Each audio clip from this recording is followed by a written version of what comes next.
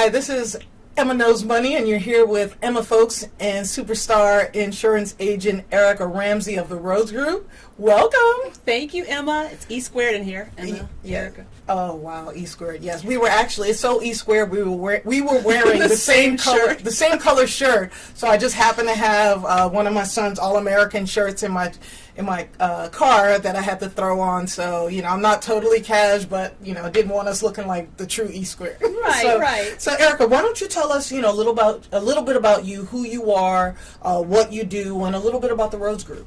Okay, I'd love to. First of all, thanks for having me on Emma Knows Money. The Rose Group is an agency. We're independent insurance agents, and we'll explain in a moment what an insurance independent agent is, because a lot of people aren't aware that there's different types of insurance agents. The office is located out of Cumming. I myself, as an independent agent, I work primarily out of my home, and we're going to talk about that as well and how I serve my clients almost kind of a la carte, if you would. They don't have to come to a brick and mortar. So you're ITP accessible. So if you're inside the perimeter, such as myself, she will come and meet with you. Yes. Right? Is that what you're saying? That's exactly what I'm saying, and it's a real benefit. So how did you get into property and casualty insurance? I mean, were so you a little sexy. kid? Did you see an accident and was like, wow, I wonder how to make them whole again? I was playing with my insurance Barbie one day, and I thought to myself, man, that dream home burned down. What are we going to do? No, it's funny. It's a really strange story. Not maybe so strange. So I think of insurance as awesome. There's two main things that happened in my life, if you really want to break it down psychologically. Yes. The first thing that happened was I lost my father at an early age. Okay. And when that happened, we come from a middle-class, blue-collar, working middle-class background. We had money, but it wasn't like a lot of money. But my mother and my father both worked for the state.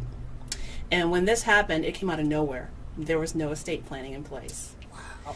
Okay. And so you can only imagine. I was in college. My brother was in medical school. My mother had a mortgage that she was trying to handle by herself at that time.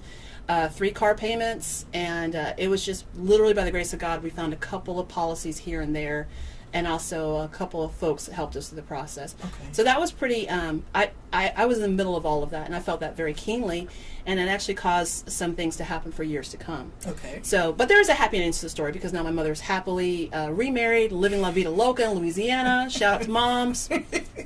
Only our mothers watch the show, by the way. Right, yeah. Only my mom. That's all of us. 100% of our audience is watching right now.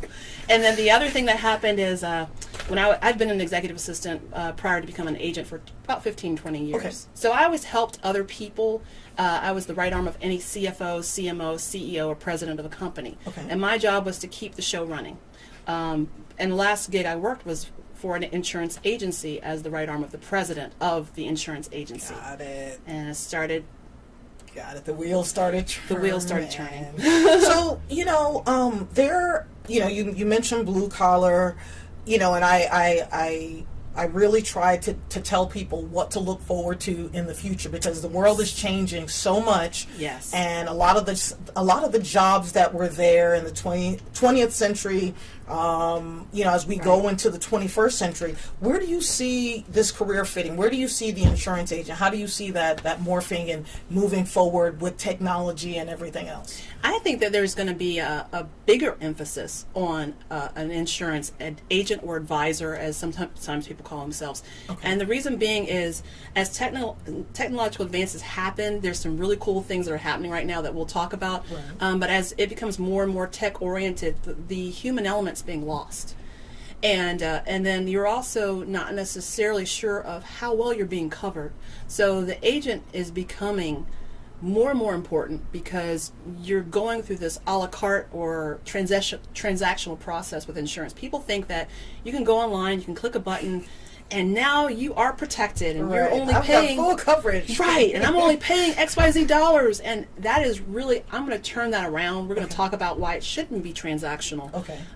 Because we're looking at your life. You are protecting everything you worked so hard for. Things that are the most valuable to you. Can you just enlighten us a little bit? I mean, I'm a little bit in the industry. Sure. So can you explain to us a little bit the difference between being a captive insurance agent and being an independent insurance agent? Okay, I'd love to. In layman's terms, a captive agent is going to only represent one company. Okay, so those are the State Farms, those are the Allstates, so those are the Liberty Mutuals of the world. Then there's folks like myself, or independent or non-captive, Okay. and we represent several different companies. Another giveaway for a captive agent is someone who's paid a salary. And more often than not, they have a dedicated brick and mortar. They're the ones that have the shingle out. You see their faces on the little mailers that come into your mailbox, and they have Are they on the oodles. side of the bus? They have oodles of money, right? I mean, you'd be hard pressed to name off the top of your head an independent agent. Besides me, I know you know me. It's like, I know one. But I know you know one. Now you know one. few. But I mean, if aside from that, you would easily be able to name several captive agents because it's a different model. So let me give you one key as to why I think an independent agent can actually be your best friend. Okay. An independent agent has no allegiance per se to those companies. I'm working for you.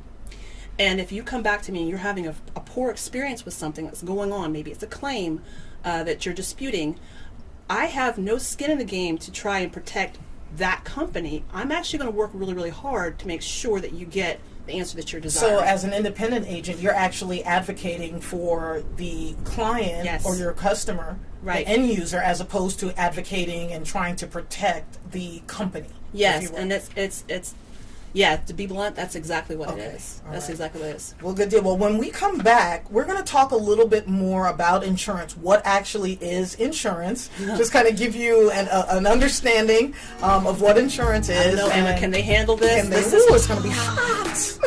We'll be right back after this.